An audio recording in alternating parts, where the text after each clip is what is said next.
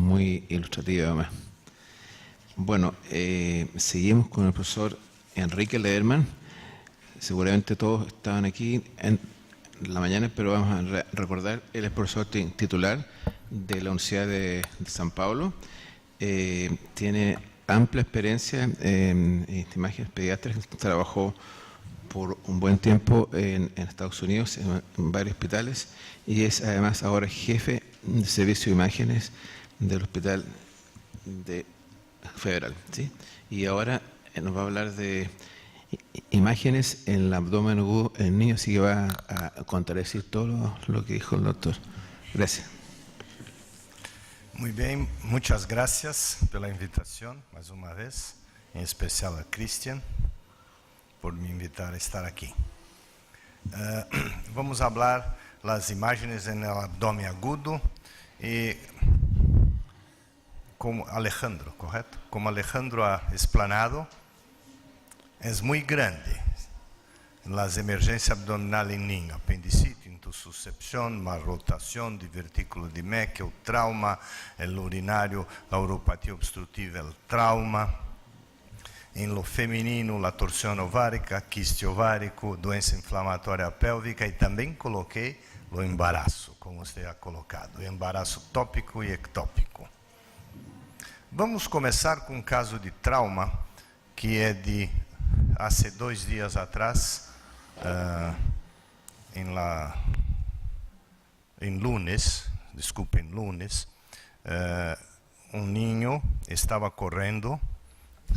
A radiografia não abriu como queria. Eu queria mostrar primeiro esta imagem para os radiólogos perceberem que toda vez que vai se fazer uma tomografia, nós precisamos olhar o scout primeiro.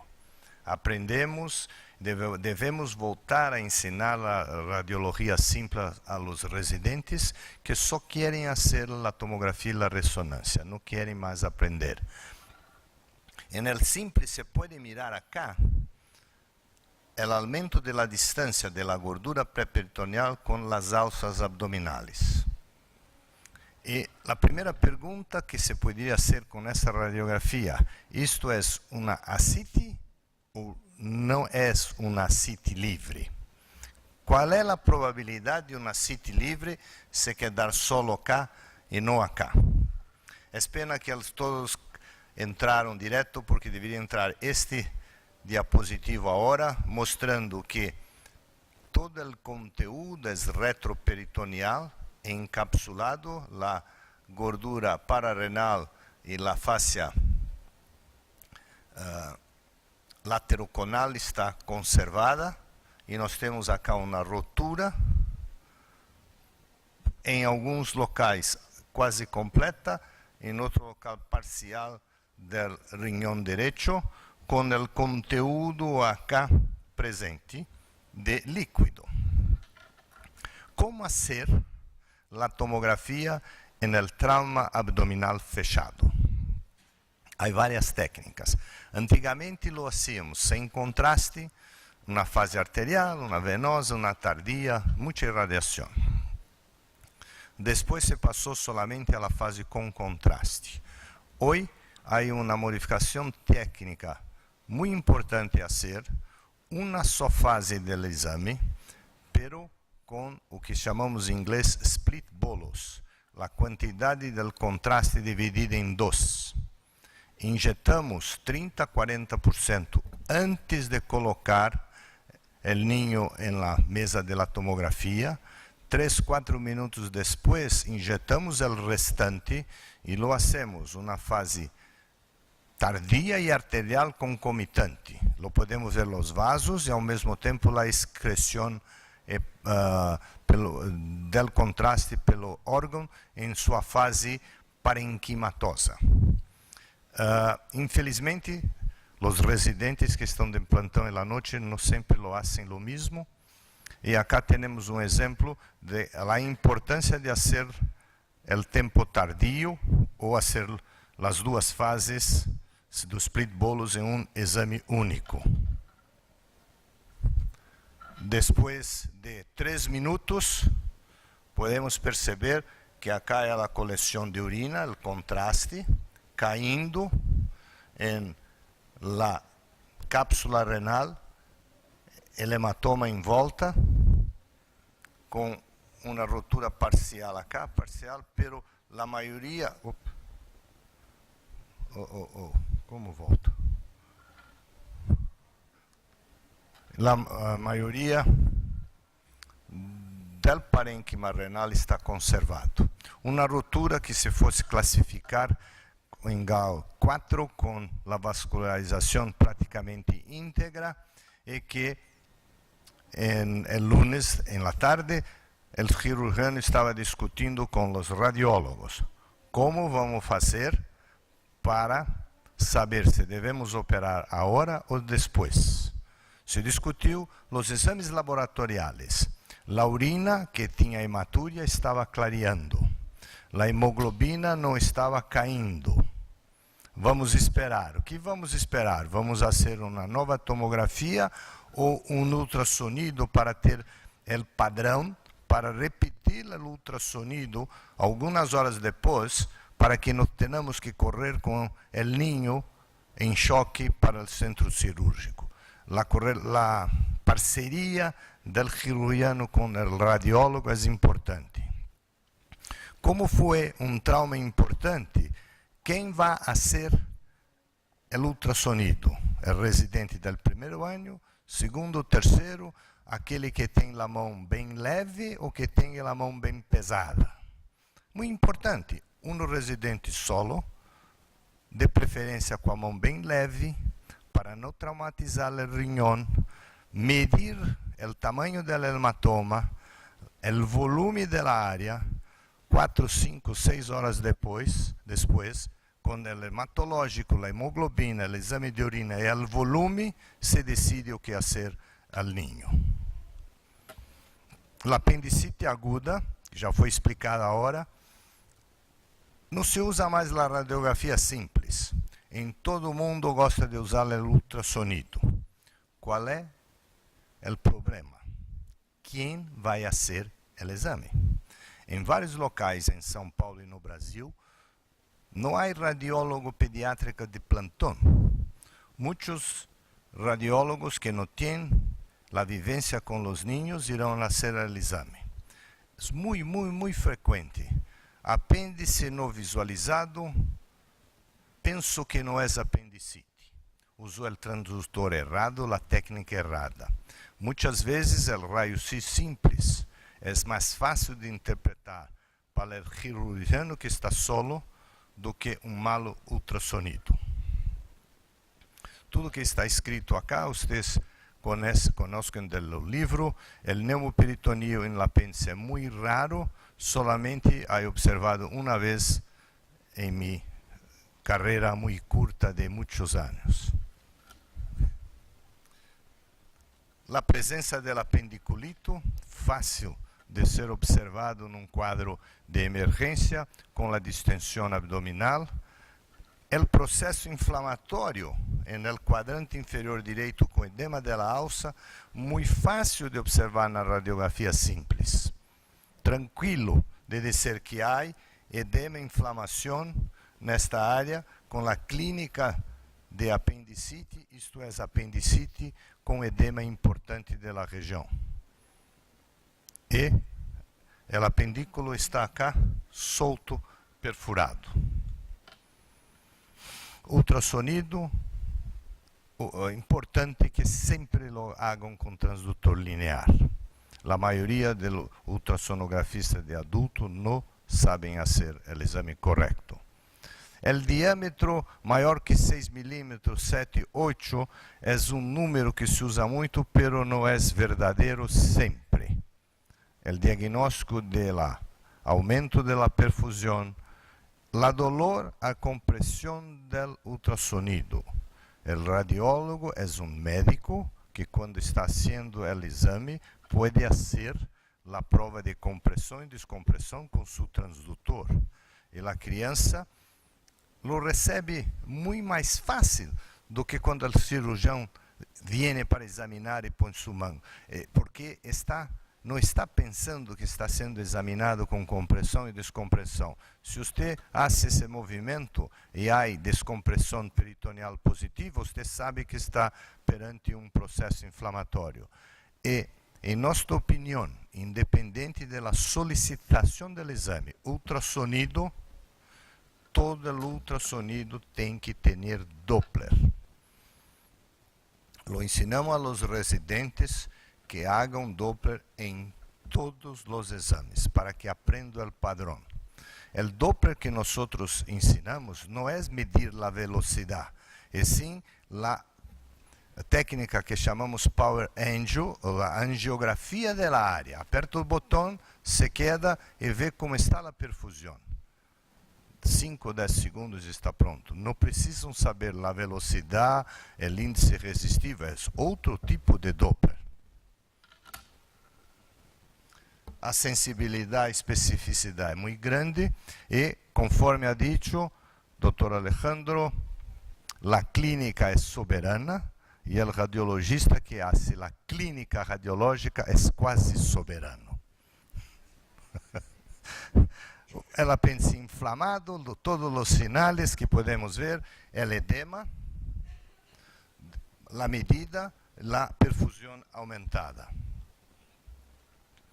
Dificuldade diagnóstica para o clínico e que o radiologista precisa ajudar é a punta do apêndice, às vezes o apêndice retrocecal, uma perfuração que o apêndice não está grande.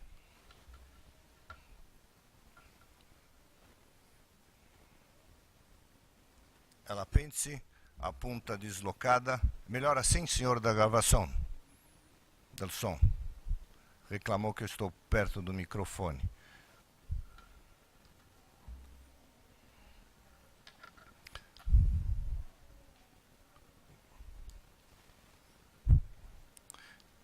Opa. Vamos aqui. A presença do apendiculito visto acá, o processo inflamatório no raio-x simples, o apêndice inflamado com apendiculito, o quadro de apendicite que se apresenta como semi-obstrução intestinal ou como abdômen agudo falsamente obstrutivo, com a presença de níveis hidroaéreos, delgado dilatado, secundária inflamação, e toda vez que temos esse aspecto, há apendicite complicada.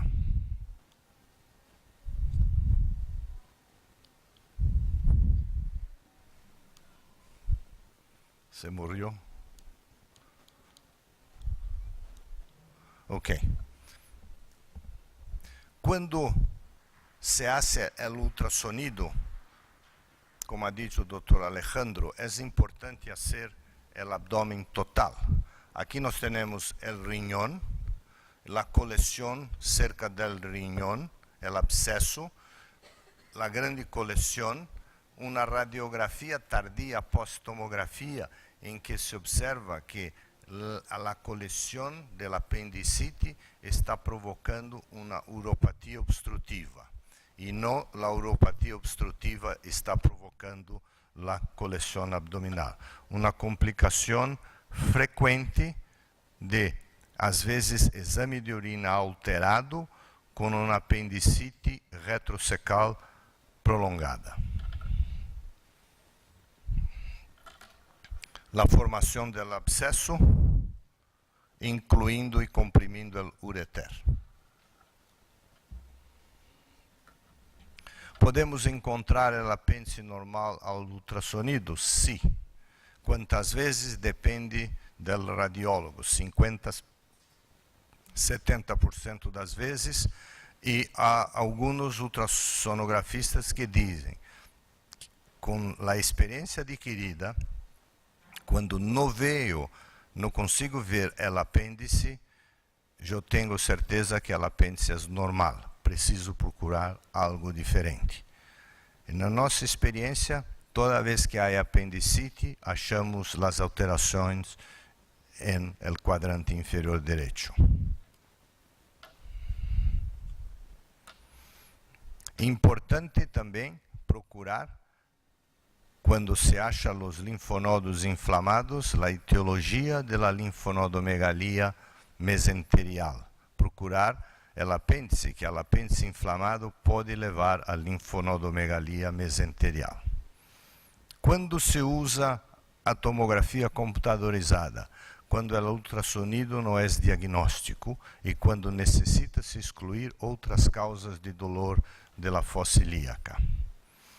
Acá, um apêndice bem inflamado, indo para a pelvis, difícil diagnóstico pelo ultrassonido. Mais alguns minutos para discutirmos uma emergência radiológica e cirúrgica importante, que é a rotação intestinal anômala ou a mala rotação. É muito frequente em los recém-nacidos em la terapia intensiva que um recém-nascido vomite verde, bile. E o clínico, o intensivista, disse assim para o radiólogo: vomitou verde, necessito fazer um exame. Ele lhe diz: são as 5 da tarde, podemos fazer amanhã cedo? Ponto de pergunta. Resposta errada. O vômito bilioso em la terapia intensiva de recém-nascido, depois de 1 ou 2 vezes que vomitou bilioso no curto período, é uma emergência radiológica. Necessitamos fazer o exame contrastado para procurar o vício de rotação. Como hacemos hoje em las terapias intensivas em que não há radiólogos trabalhando? O hospital é hospital de maternidade, com uma enfermaria de niños, e o radiólogo está fora do hospital ou o exame vai ser em outro local. Nós desenvolvemos para os intensivistas uma técnica muito simples. Se a criança vomitou bile e há a mínima suspeita de má rotação, eles têm esta imagem que demonstra a normalidade do arco duodenal e o ligamento de Treitz em sua posição habitual. Eles utilizam uma quantidade de 20 mililitros de contraste iodado não iônico diluído ao meio com um pouco de água, solução aquosa estéril, lo injetam através da sonda com o niño deitado sobre o lado direito em la incubadora. Injetam um pouco mais do que a metade, viram o niño 360 graus, põem na posição supina, tiram uma radiografia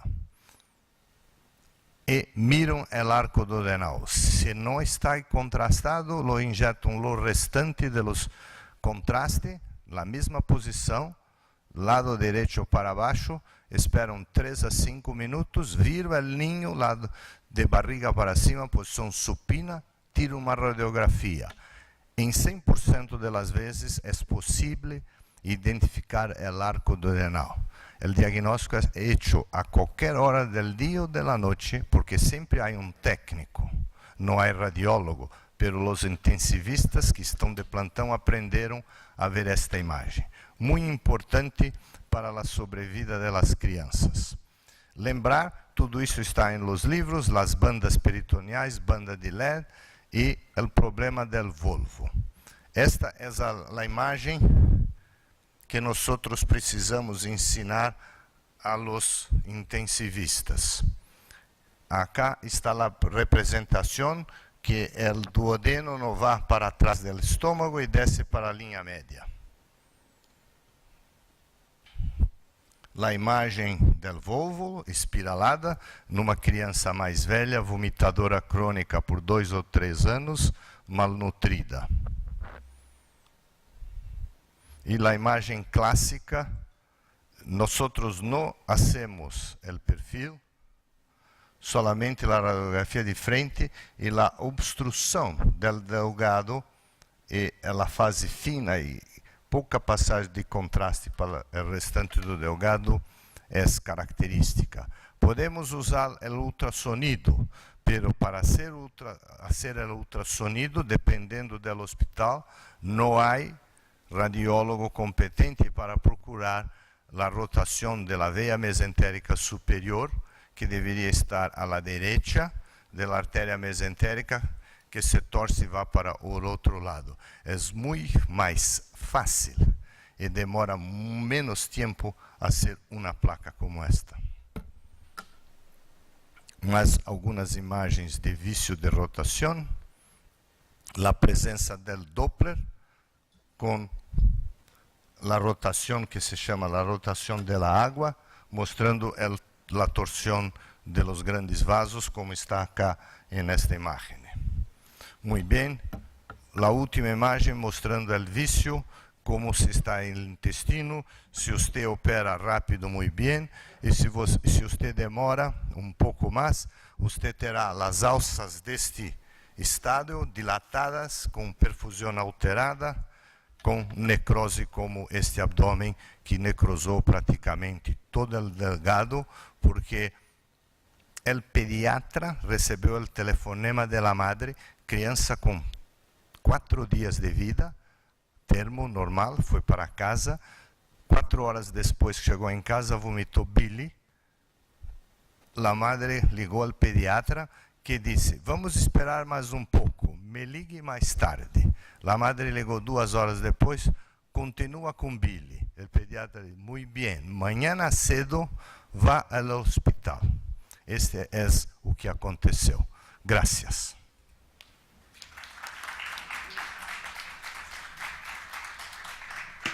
Muchas gracias al doctor Lederman.